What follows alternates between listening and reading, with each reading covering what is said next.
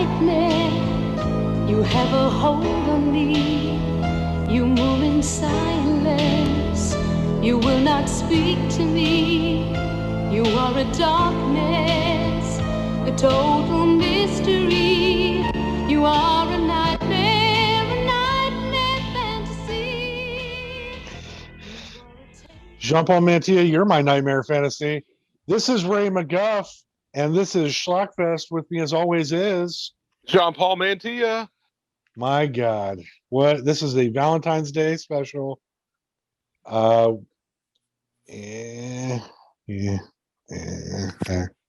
like that. It's my I heart you so much. I'm gonna be your stupid Cupid this wonderful Valentine's Day. Where did you get all that from?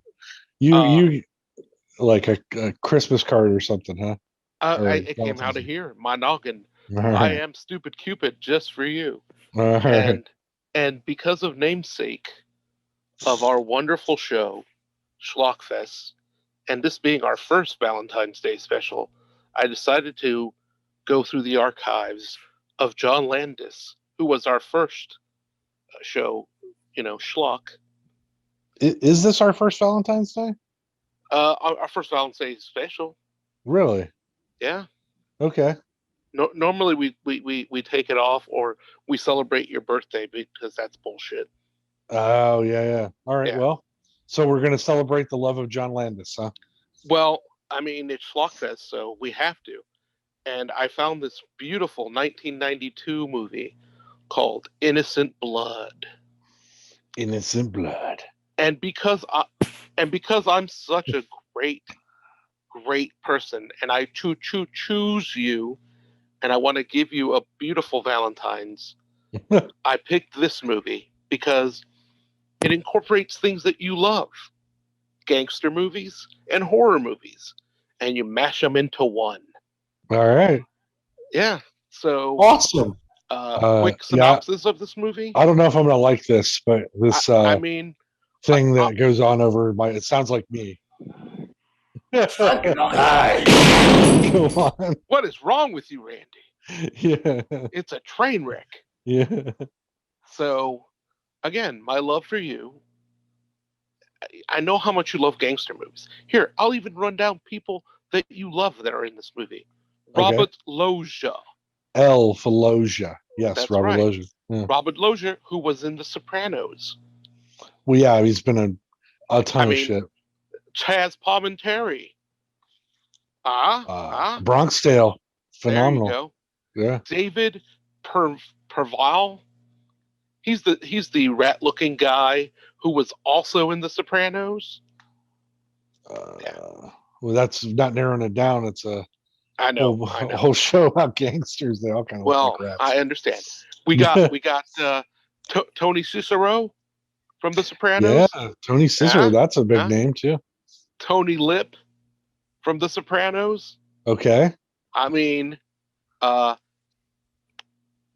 let's see, who else would you love? Luis Guzman, who is a great character actor. I love him. Yeah, love that man. And you can't go wrong without having Don Rickles in your movie. Really? Don Rickles is in this movie, and such a great role for him. Jesus Christ! That's right. And hey, Tom Savini shows up in this movie. Hey guys, breaking news really quick. This is actually did just come across my phone news. Larry Flint passed away today. Oh, I know. It's a big part of our childhood. Well, there are titties in this movie, so in honor of Larry Flint and Valentine's Day, those titties will go to him. You heard it here first. All right, well, so this is Innocent Blood. What's it about? Give me a synopsis. Go. I'll give you the fastest synopsis. A beautiful vampire turns a crime lord into a creature of the night. Robert Loggia? I mean, you can't go wrong. You cannot go wrong. It sounds awesome. So I mean, again, I love you, and I'm your stupid Cupid, and this is my first gift to you of the night. Oh, jeez. I have several others. Great. Because How long is this thing? Fucking fantastic. See, Robert Loger agrees. Right. It's only 115 minutes, All right. so you can stay awake for that. We'll see. We'll see. We'll see. All right. Well, and who's the female lead in this? The female lead. Obviously, her the name? vampire lady. Angela Bassett's got a cameo in this. Cool. Anna Parina, who Anna apparently Karenina? has, yeah, she's a French actress. The only thing else you would know her in is if you ever saw the Leo DiCaprio, The Man in the Iron Mask. Yeah, I like that movie. It's Okay. not crappy at all. It's Leo DiCaprio, so yeah, it is. Again, Leonardo has done one good movie, and he deserves an Oscar for I it. won't argue with you on this. You're wrong, but go on. Wolf of Wall Street. Yeah, Best that's a thing great he ever movie. did. Like, The he best has thing like he ever 12 good movies. You're fucking stupid. So go on. I want to eat Gilbert grapes. Yeah. Arnie? I want to drink his milkshake. I thought, Arnie's always the type of kid that you'd see in your neighborhood and your mom wouldn't let him come in the house. Yeah. You know? My mom did. My mom let all the neighbor kids because I was a latchkey kid, so she didn't know. Oh, you were So a latchkey everybody came to our house. Gotcha. Yeah.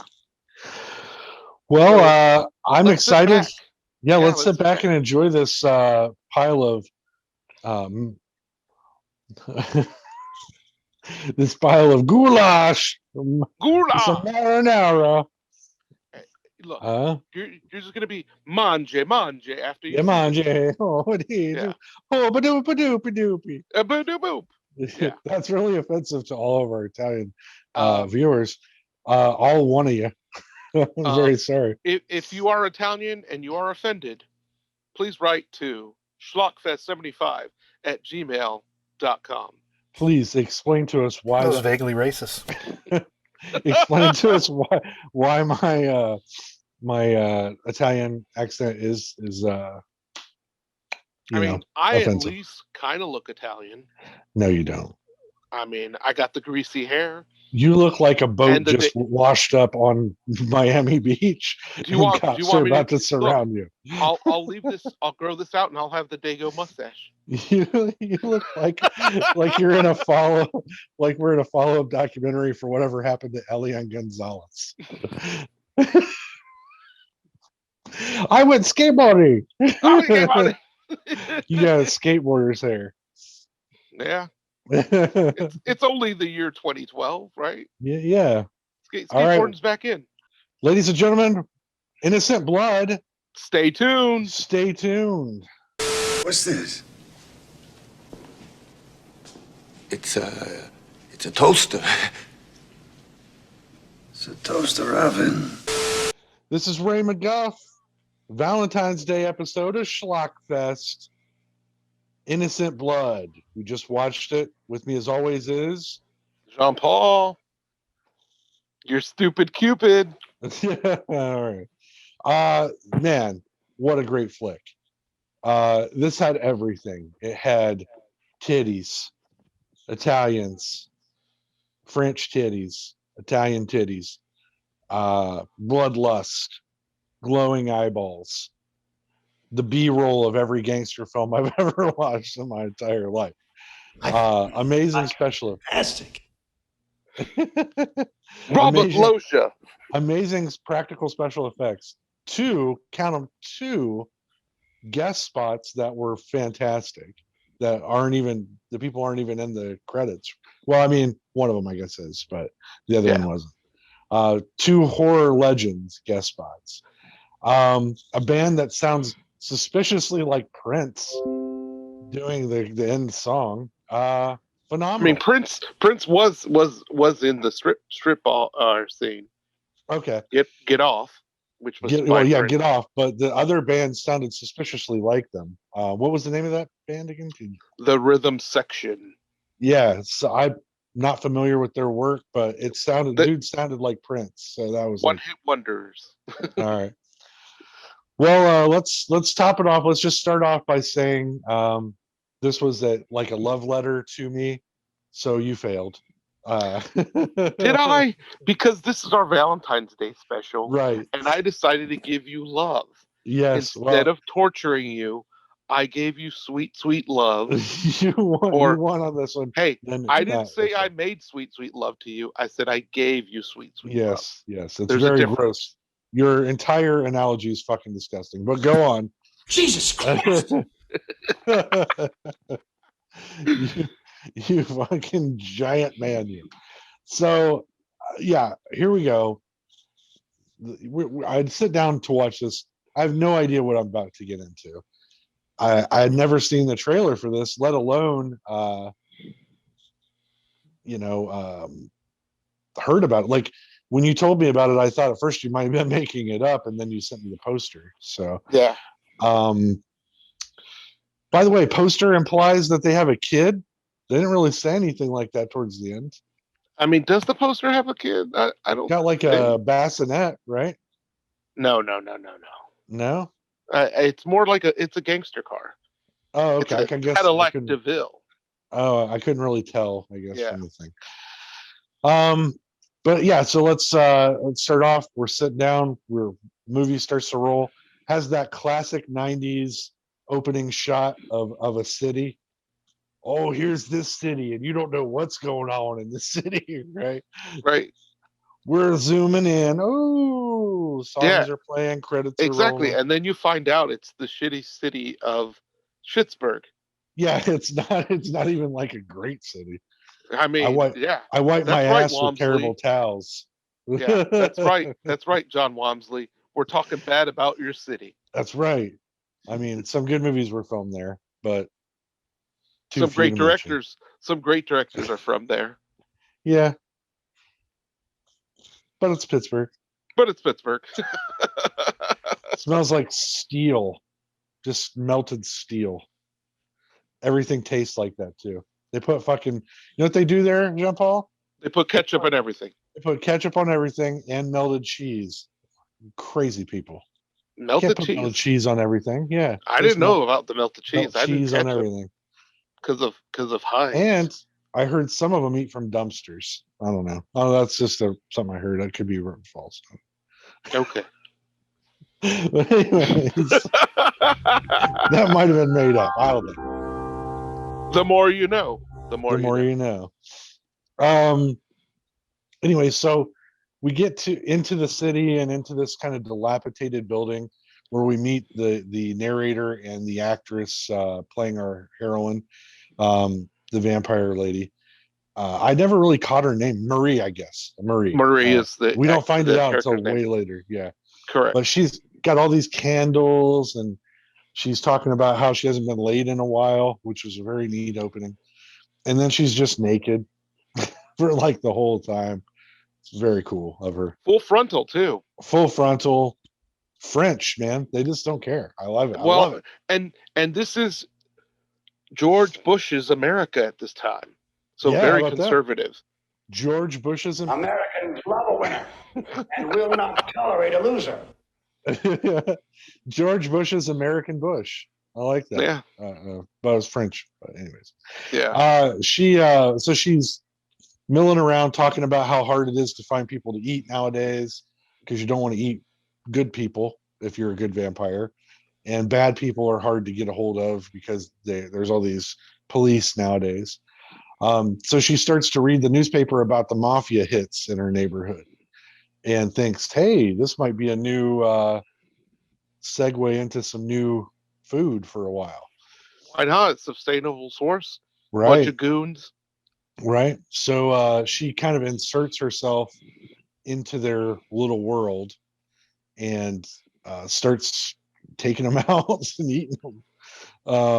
God, who's the first guy she grabs? Chaz Palminteri. That's right. Chaz Palminteri. So the movie, and then let me back up a little, okay? Back up. I always get a little ahead of myself, but so we get to see the gangsters living their gangster lifestyle, and it's your classic stuff. There's this whole scene. Frank, can you play the clip with Robert Loggia in the shake and bake oven or whatever? You ever try cooking calzone in a microwave? Comes out like a limp dick. So he's got this toaster oven that's sitting in front of him when he's talking about how great toaster ovens are compared to microwaves.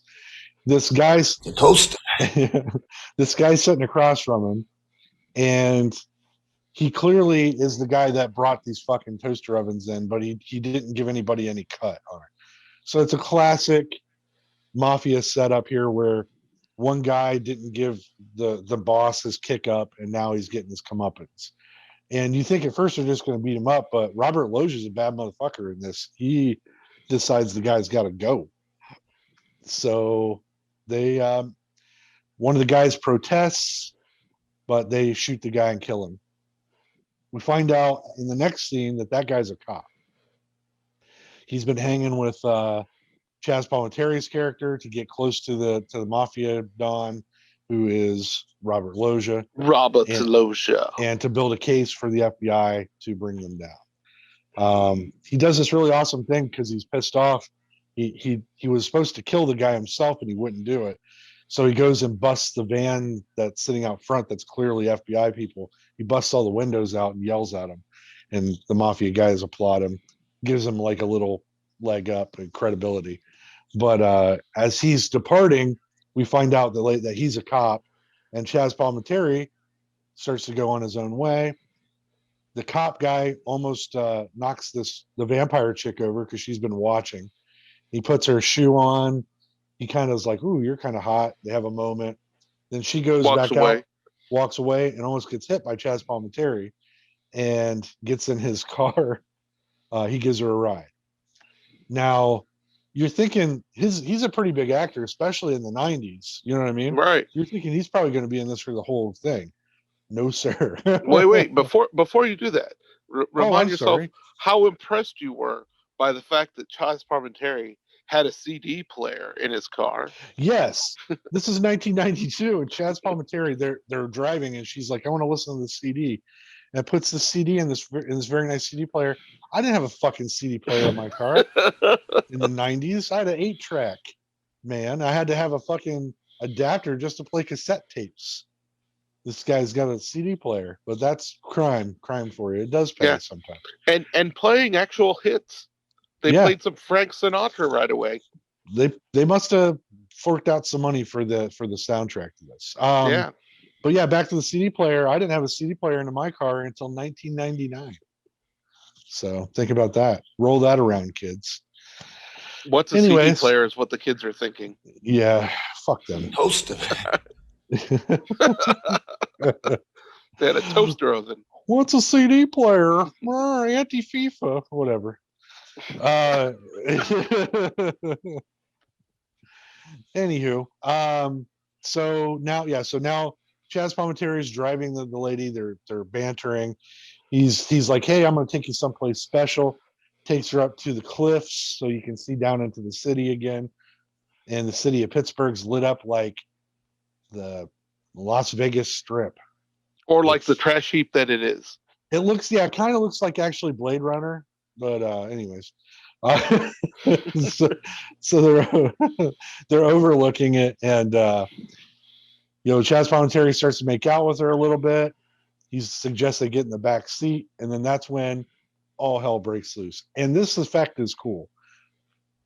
Their eyes light up like her when you're a vampire. They light up like they're fucking glowing, man. It's really neat. It's a neat effect. And she just rips the throat out of Chaz Palminteri and drinks all his blood. Then, this is a cool little thing I've never seen in a vampire flick before. Before she leaves, she gets a shotgun out and blasts him. She murders him in the area where she bit him, so that it kind of destroys the evidence. And that's how she's been covering her trail. Awesome. That was really smart. Yeah. So she heads out. The next day, the cops show up. They find his body. They think there's a mafia war on. And take it from here, John Paul, for a few minutes. And so the coroner goes, "He's lost a lot of blood." And the cop's like, "Of course he has. he got shot in the face with a shotgun. Yeah. And the guy's like, no. He lost at least 5 quarts before getting shot in the face. Yeah.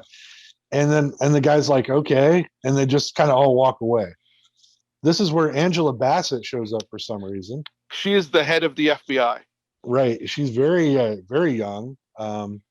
Angela Bassett. Watch her now on Fox, Mondays at 9 p.m. Rescue 911. Or is it just 911? You watch it. Actually, Rescue 911 was the CBS Then real life it's just show. 911. It's just 911 with Jennifer Jugs Hewitt. Yes, and she's Prego in this series. So okay. Not Angela Bassett, Jennifer Love Hewitt. Did you make her Prego? Probably through my thoughts. Okay. Yeah. Okay. Again, it's not 1999 anymore. Is she connected to my shower drain?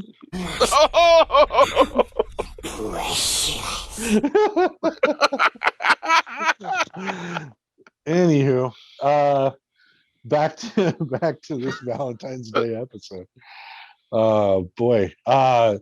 So anyways, now the FBI they're pulling the dude that was in the mafia undercover. They're pulling him out because his cover's blown. He was friends with the guy, and now he's on, the cover of the newspaper as being at the crime scene. So now everybody knows he's a cop, and they want to kill him. So he goes into hiding. This is where we get a little bit of getting to know you with the police department that I really didn't give much of a shit about. They all seem like bumbling dumb fucks, Our dude from Waiting was in this. He's a cop. Luis Guzman, who's done some great. When you look back on that dude's track record, he's done some fucking great work. He's been in wonderful. Like I said, he is one of the best character actors. If you really do look through his stuff, a lot better than John Cusack. That's very true. A lot. He's kind of the Spanish John Cusack, really. Anyways, sure. Yeah, in a lot of ways, he's like that. So the cops are doing banter. They're like, "Hey, we got to really buckle down here. We got a case. You guys are really gonna fucking nail this guy to the wall." Robert Loggia. Then it cuts back to Robert Loggia. He's being followed by the vampiress, and she says it was great. This part was wait. Before that scene, Jesus, though, come on, man. Let me get to my favorite part. Go on. I gotta tell give you every detail about the fucking. I do. I gotta give you this detail. Right. We have our first special cameo in this movie. Oh, okay. Go ahead. Crazy photographer. Yes, I'm sorry. Who is Tom Savini himself? Right, I almost forgot that. Yes. There you Tom go. Savini has taken pictures of them standing outside of their little restaurant, and he tells Paulie Walnuts, who is in this from The Sopranos, who is basically playing Paulie Walnuts, the exact same guy. He goes, "Hey, go kill that motherfucker!" And so, like, Tom Savini's like doing his Tom Savini face, like right before he gets killed in fucking From Dusk Till Dawn, or every movie that he puts himself in. Right. So he drops the camera and takes off driving. So that's our first cameo. Legend Tom Savini is in this for a second. Then anyways, our French vampire goes up. Marie goes up to Robert Loggia, and she's like, "What makes you so tough? You dress like a pimp and you talk like an asshole." Which all of these dudes around him just can't believe she said that, because he's the mafia don. And he grabs her by her arms. He's like, "Nobody fucking talks to me like that. I'm the king around here. You fucking bitch." He like gets to his car. He turns around and he's like, "Hey, you need a ride? You're fucking crazy. You might be the craziest bitch I ever met, but you got balls." Because why not, right? Why not? Right. So she gets in the car with him. They have a couple of really good scenes back and forth of banter where she's kind of playing him to see what he's all about, like if he's a good guy or not. because she still doesn't know if these people are good, right? They just get murdered all the time. Right. So now she's kind of realizing that this is going to be a buffet of assholes. So she gets him to say that he's going to take her to this like amazing, like it's like kind of like his Sex palace. sex palace. Yeah. I mean, he had the rotating bed, Mirrors. Yeah. the weird knob that turns the fireplace, and the music where you hear Frank Sinatra's "My Way." Right. I mean, then one of the funnier scenes happens is he starts to take this dinner out that he brought home with him. And he's like, "We're gonna have some dinner and then fuck." And he pours this garlic clam stuff out onto this plate, and she about throws up. And he's like, "What? What are you, a vegetarian?" He gives her shit. She runs to the bathroom to throw up, try to leave, realizes there's bars on the windows, can't get out. And then he comes in all Robert Loggia rapey.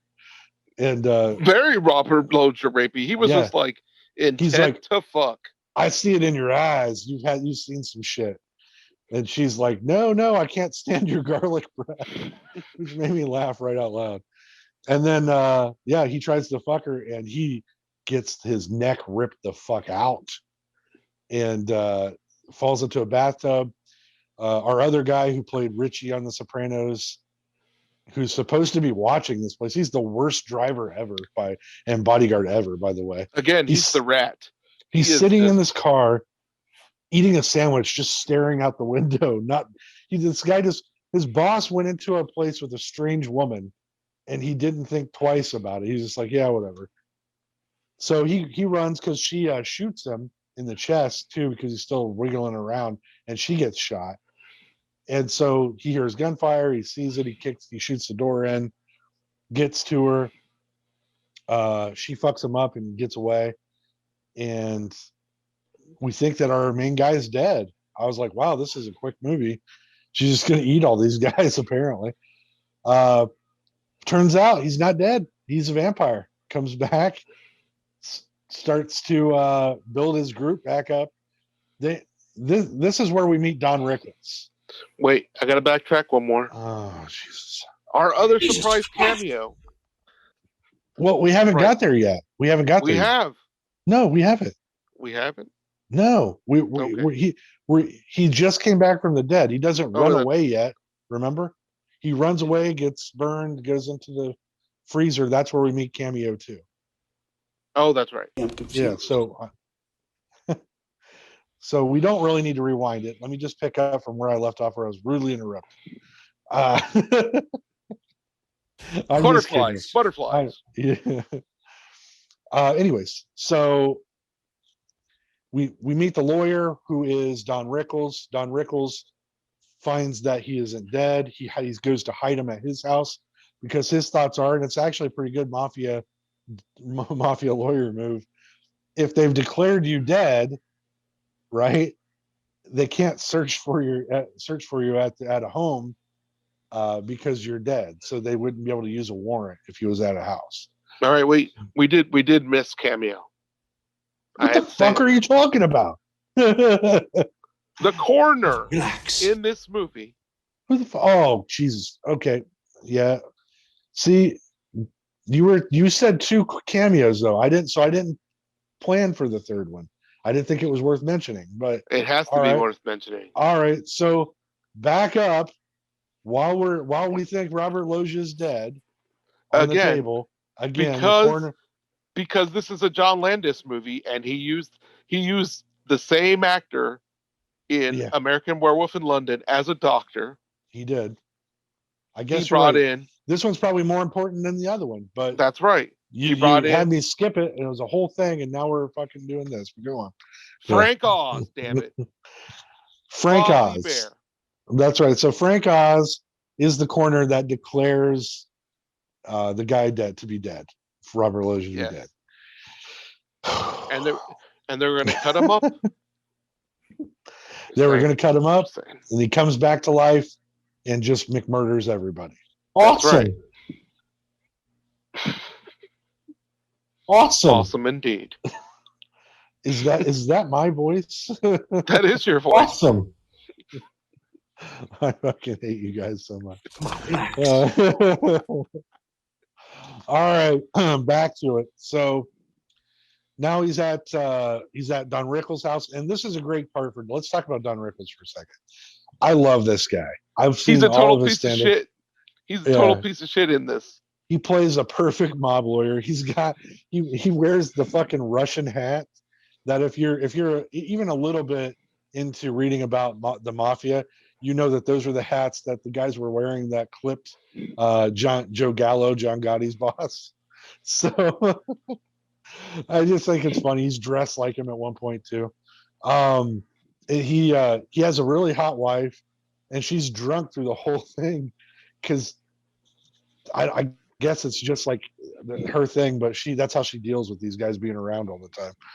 But when Robert Loggia shows back up, he's like, I've never defended a dead guy before, so this ought to be great, you know.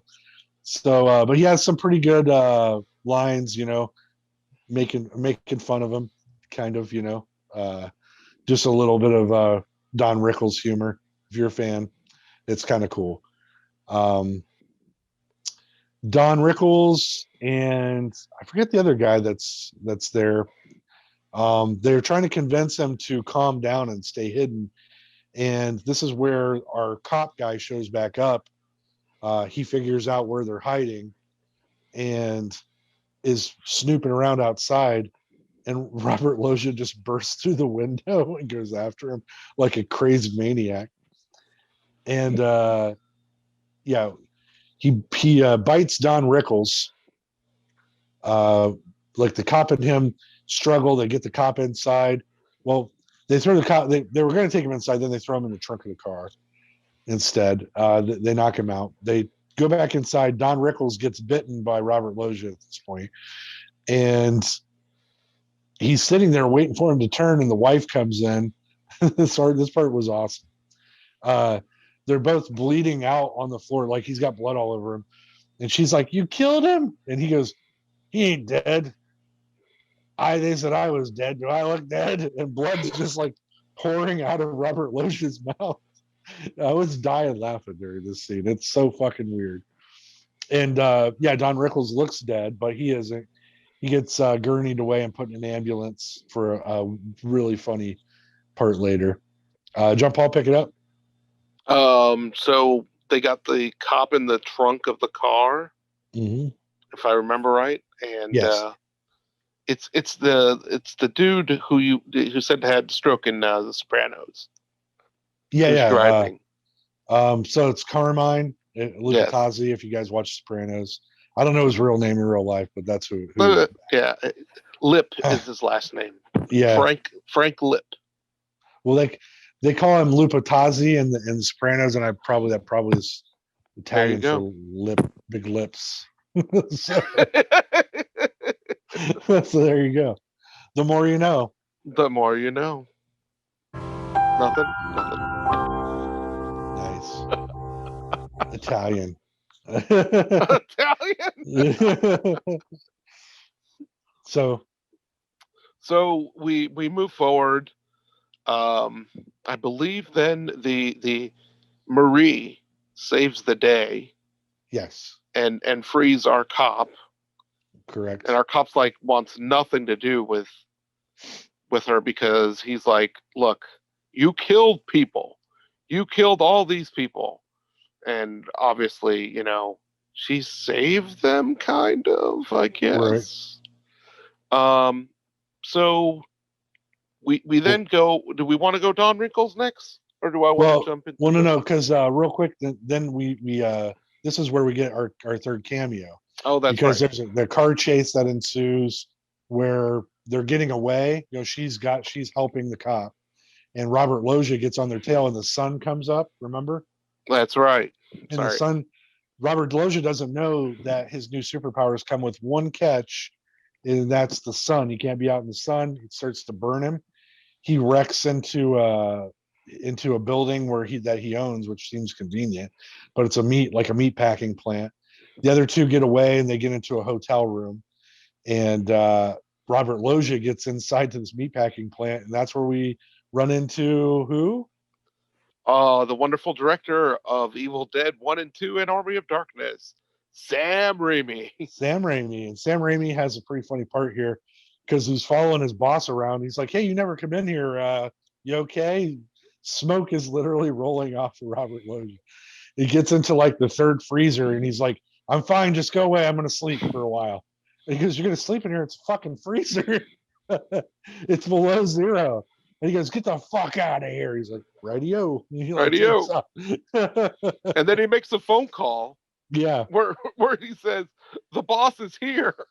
Yeah, he's sleeping here. on some meat. He's using meat like a pillow. And he does too. Robert Loggia uses a side of beef like a fucking pillow and lays on the metal table. Yeah, then you're right. Then here we are to the Don Rickles scene. It shows us what old Donnie Rickles is in the hospital. And what happens then, Jean Paul? So then a nurse is checking him out and she's got her back to him and he flatlines for a second. Mm-hmm. And then he comes back to life, but now he's fully turned. And since it's the morning, she goes, "Oh, that's right. His eyes get all funky colors. Yeah, they're like bright pink. It's really cool. Yeah." And so then she's like, "Oh, I'm going to put some sun in here to brighten up the room." So she opens the blinds, and out comes the sunlight. And she starts screaming because cool fucking practical effect. I think you could probably watch this clip on YouTube of his just exploding hands and arms and everything. Right, because nobody in the room knows what's going on. He just explodes, right. and he's trying to get to the curtains to shut him, but everybody's just holding him down. So it's like arms are falling off, his face is melting. It's a great. It's a cool effect. Yeah. So highly recommend. But in that scene, you have a Scream Queen show up as well. You have Independence Day director show up when he was really young, when he used to do special effects. Roland Emmerich, I believe is his name. All kinds of people show up in this scene, and you're just like, this is fucking cool. And then, what made me laugh, because it's fucking John Landis. He does the doctor look. Oh, yeah. The nurse and the two doctors there. Because it's like, doctor. It's just like. Yeah, okay, Don Rickles is literally melting on this gurney, and these two doctors look at each other like. Like, does anybody know what to do here? I don't know. It was really funny. So Don Rickles is now dead. He's officially dead. We cut back to the hotel room with our hero and heroine, and he doesn't trust her. She's a vampire. She killed a lot of people, so he's going to stay up all night all day while she gets sleep. He tells her, she makes a couple passes at him, like she just wants a little dick, and he's like, "No, thank you. I'm going to smoke this cigarette and watch TV. Thank you. I've seen what happens to people that mess with you." Right. So she gets naked again. Thank you, the French, and gets in bed and goes to sleep. Then our hero's watching TV and he drifts off. And when he wakes up, the very first thing he thinks is, "Oh shit, I better check myself," right? And he goes to the bathroom, he's checking. He's like, "All right, she didn't bite me, cool." So he goes back out, but then instead of sitting away from her again, he goes over to her and he starts to like almost touch her head. He gets creepy. Yeah, he gets a little creepy. He's like, I think that he was trying to see if she had heat or was breathing, at first, but then it got down to her legs and he was like, you could tell he was getting a little creepy. But she wakes up and catches him. He's telling her that it's time to go, and she's like, "No, sun's still out. I can't go." They have this whole argument, and she's like, "Why won't you just fuck me?" And he's like, "No, I can't because you're evil." And she's like, tricks him into trusting her by handing these. She's like, "What would make you trust me?" And then he hands her the handcuffs, and she handcuffs her shit to herself, like to the back, right? And this goes on for like 4 minutes. It's like almost a porno at this point. And then they have sex, It's And then very art-like. yeah, it's very artsy. Very, very artsy. Camera angles and whatnot. And John Landis art. I imagine it's just John Landis, these two actors in a hotel room, and he's like, pretend I'm not here. Great. But we did notice something. Yes. She wore some kind of stocking thing yeah, that you could tell. you couldn't see between her legs. Not that I was trying to look on my giant TV that's 4K at all. You couldn't see between her legs, so I'm pretty sure she had some sort of covering on, which is great. I mean, they're not even real. It's a movie. They're not even really having sex unless You could tell they were simulating sex unless because you she watch had a some movie kind of. where they Yeah. are having sex, and that's a different thing altogether. Yeah. That's less story, really. But anyway, so she Happy Valentine's Day. rips the handcuffs off and then goes to town on the dude. And just when you think she's about to bite him, because I was like, this bitch is gonna bite him. I don't trust her. Her eyes change all these colors, and I wish that they would have explained that a little, because you kept saying it's like she's a mood ring, and I'm like, I told you it it's a kind mood of ring. was. Like she was like sexual blue eyes, then green eyes, then red eyes when she got to be hungry, and then back to pink, and then back to blue. So yeah, there was something there. I bet it was in the script, and they probably just didn't have time to film it. Right. But that would have been interesting to explore a little bit of her mythology, because these vampires aren't anything like I've seen before. They're pretty cool. They're a neat version of it. But anyways, so they they fuck the rest of the day away. Then it's time to go out and find Robert Loggia. Robert Loggia. And Robert Loggia went back to his original strip club that he owned and decided to bite and turn all of those people, which is a really good idea if you're a mafia boss. Power, man. Yeah, there is absolutely no group of mafia people that could beat mafia vampires. They were indestructible. So he's turning all of his dudes one by one into vampires. Cool idea. They all have different colored eyes. Again, wish they would have kind of explained that a little. Cut to the cops figure out where they are. So now Luis Guzman and his partner Droppy, who's always dropping his fucking weapon, show up. They're like the bumblefuck twins, and they're like literally the worst cops in all of Pittsburgh, and that's saying something, because Pittsburgh is terrible. But anyway, you hear that, John? Yeah, Pittsburgh is terrible, John. John's gonna never invite us even though we want to go. I'm just kidding with you, John. Pittsburgh's lovely this time of year. Anywho, so the cops show up. They are no match for. They're not there for vampires. They're there for fucking mush mouth talking Italian guys. And now they're all vampires. They don't stand a chance. Yeah. So gabagool, rigatoni. I'm a Mario. I'm gonna win. Yeah. Ma, we get some meatloaf. Yeah. Fucking ma. But anyways, so all of the gang is turned at this point. Our hero and heroine, vampire lady and old dude, are driving around town. They went to every spot. They get to the strip club. It's the last possible place this guy could be. It's now closed. It's after hours, I guess. They walk in. Hilarious interaction with the bartender. We're closed. We're closed. Grabs the bat. We're closed, I said. So, oh, dude. And the cop's like, get the fuck out of my way, man. I know the dude's here. He's got to be. And the vampire lady steps up, and she's like, you want to hit me? I'm a girl. And he bashes her in the face, and she takes the bat and just fucks him up. It was awesome. Hands our cop the bat and then walks upstairs. This is where shit gets even crazier. There's vampire fights.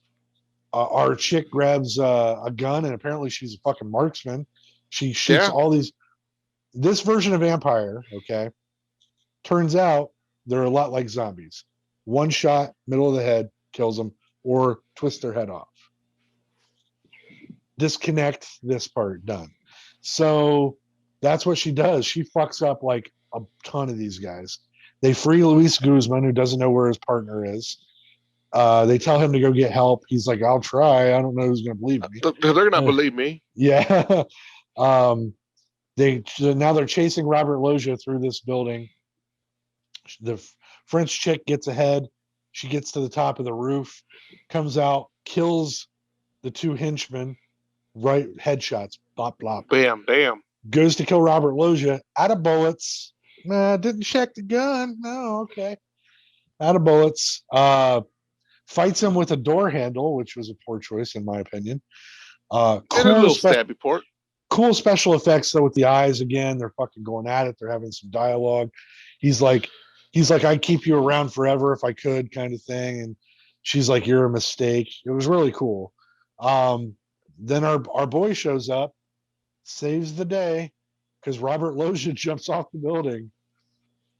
And this is a cool thing.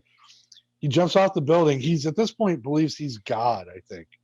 He turns around, a bus hits him, a fucking taxi cab hits him. He gets up, he jumps through the bus window and just kills this dude. He's like, you're a shitty bus driver. Gets out, fucks the taxi cab driver up. Gasoline fires everywhere. Our guy runs downstairs to confront him one last time, and Robert Loggia's like, you can't kill me, you know? Then he throws a lighter down into the gasoline.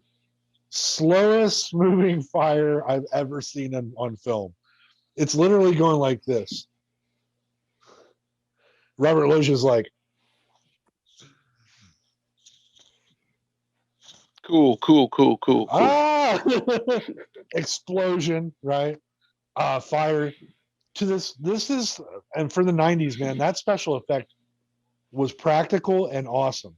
Because now he walks out of the fire, he's still on fire. This had to be one of those really intense and dangerous controlled burns that you hear about. I'm talking this for 2 minutes, he's on fire. Yeah. And his face is visible melting as he's talking. So somebody did some amazing special effects work on this part. I just got to hand it to him. This whole movie I can't believe it slipped by me. I don't know why we're not talking about this as an American classic, right up there with like American Werewolf. Yep. Yeah, it's that level of smart. It's just set in a city, you know, and the special effects are just phenomenal. Maybe Anyways, it's the 39% on Rotten Tomato. Yeah, well, most people are terrible. So I mean, I don't know what to say. Who knows? Rotten Tomatoes wasn't even a thing until like 8 years ago. So fuck them. I don't care what they say. But anyways, so Robert Loggia is giving this speech, and I'm telling you guys, it's worth it to watch the speech. He's on fire. His face is melting, and he's like, "I'm the king around here." You know, he's giving this kind of like, nobody can kill me. You can't fucking kill me. You're all rats, and I will take you down. And then turns, the cop points the gun, headshot, dead ski. The head rolls over. Cool practical effect because it still looks like him. It's a half skull. Really cool. Kicks it away. Our vampire chick, it's starting to become daylight. She runs towards the sunshine like she's going to kill herself because this has just been a crazy series of events. I guess she's decided her 1,000 years are up. And no, you know why? Because this story fooled us all along. Was a love story. It was a love story. These two heart each other. She's a vampire. He's a Pittsburgh cop who probably smells like liquid cheese. And boom, boomski. Love conquers all. They go to a shitty rundown Pittsburgh hotel and bang. But real classy. Right. And the credits roll. Classic 90s credits. Every character gets a vignette. Starring as Sarah, you know, like right. Rolling through this song played by, what was the band again? Rhythm Selection. Yes, Rhythm Selection, who sounded a lot like Prince couldn't believe it. Thought it was Prince. But anyway, so Yes, I it's love. called "I Want to Make Love to You." It's the name of the song. Okay. Yeah, it's very cool. Check it out. Into the movie, I got up immediately, clapped. Yes, this was a good one. This was one. I give my seal of approval. I will be getting a digital copy of this through legal channels, and I will be buying a Blu-ray of this and putting it on my horror shelf to watch once a year. It's fantastic. I can't say enough good things about it. Loved it. Because your Awesome. stupid Cupid, Awesome. because your stupid Cupid loves you, and I Yeah. gave you love. I brought you some love to this year. All right. Well, I appreciated it. This was a good time. Really, really great. I highly recommend this one, guys and gals, and everyone in between. From my lonely heart to yours, I want to thank you and wish you guys a thank you for being constant viewers. Thank you so much for sticking with us over these years. I can't, again, you are all my silly little Valentines. And I want to just say a couple of really new things coming out. I love you, Randy. And yes, John Paul, as always, you're a great guy. I love you. You're a good man. Fucking fantastic. Fucking fantastic. But listen, couple of things in the ZTO pipeline. This will air on Valentine's Day, so I want to tell all of you out there, wrap them up, okay? This is They from did the have heart. safe sex in this Yeah, movie. in We this forgot movie to they mention did. that. Yeah, The cop safe and the sex. vampire did use a condom. Don't be up in the population. All right, there's too many of you fucks out there as it is. So special thanks to all of you that watched this live broadcast.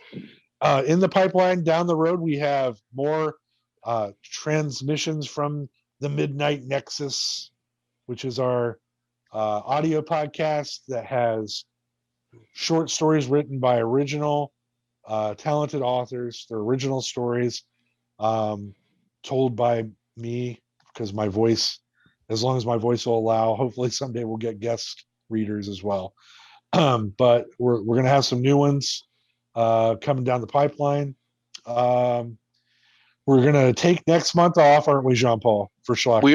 We are. We will take next month off as Yes. our season has ended. Yes, But this is the season finale. We're going to come back very strong in April.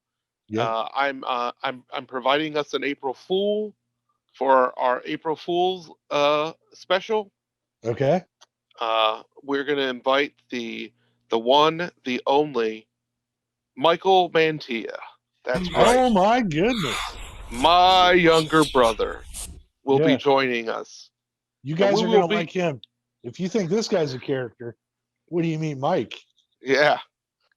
So yeah, we will be watching the wonderful video game adaptation to Tekken. We're watching Tekken 2, Kazuma Revenge. Yeah, that sounds terrible. Yeah, Tekken 2. All right, well, because I thought I would give you the Street Fighter movie, but I know you love that. So I actually do. It's like one of my favorite Jean-Claude Van Damme movies. So I am giving you Tekken 2. All right. Well, I look forward to that. Also on the What the Fuck Did We Just Watch podcast? We got coming up Magic Crab. That's right, boys and girls. We are doing the wonderful, wonderful movie, Simply Irresistible, with Sarah Michelle Gellar and Boondock Saints himself, Sean Patrick Flannery. Who loves to the bottom of the barrel. Yeah, exactly. That he loves to make fun of people go poo poo. He does. He's not a fan. Isn't there something I'm doing though with People Under the Stairs? That would be our March episode. We will be doing People Under the Stairs. Yeah. Okay, in March. All right. Good to know. Also, we have brought back with new Farva, new and improved. He's like Crystal Pepsi Farva. So he's Farva 2.0. Farva 2.0. Is he like New Coke? We have brought back True Stories we just made up. We're gonna have a new one of that coming in the pipeline. Also, Last Roundup Horror Club. We're doing a new take on we each host gets to pick, or each guest gets to pick a movie, and I'm looking forward to all of those segments as well. Thank you guys for sticking with us. We have a lot of content coming out for you. Those are just a little taste of other stuff. There's also the Three Ladies podcast. You know what I'm talking about? What's the name of it? Ghouls, Ghost, and Girls. And Gals. Oh, and Girls. And Gals? Okay. I don't know. I messed it up like 10 times, so now it's in my head wrong all the time. But there's a new podcast hosted by 3 women, and they're going to tackle all there is about ancient horror, old horror films, and I'm pretty excited about that. That'll be a good one. They're all very well versed in horror genre, and they all have their own takes, and it's going to be awesome. So it's not just a gimmick, is what I'm saying. I'm excited to see they're going to mesh well together. I can't wait to see what they do. So again, I've been Ray McGuff. I'm looking forward to taking a month off because you're sick of me. But again, I told you we'd give you one more surprise because it's Valentine's Day. Okay. Look behind you. Now I made you look. You thought I was going to pop up behind you. I was like, I hope nobody's here. I'm in my apartment alone, you weirdo.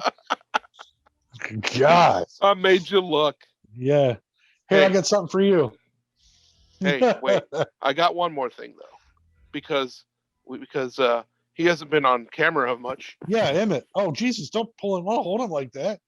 What's wrong with you? He's not a fucking piece of luggage. He's fine. Well, hold him up, but not by his head. Hey, he's still sleeping. Hi, buddy. I'm sorry you have to live with that fucking guy. He's still sleeping. He doesn't care. All right. Well, from all of us here, have a happy Valentine's Day. Valentine's Day.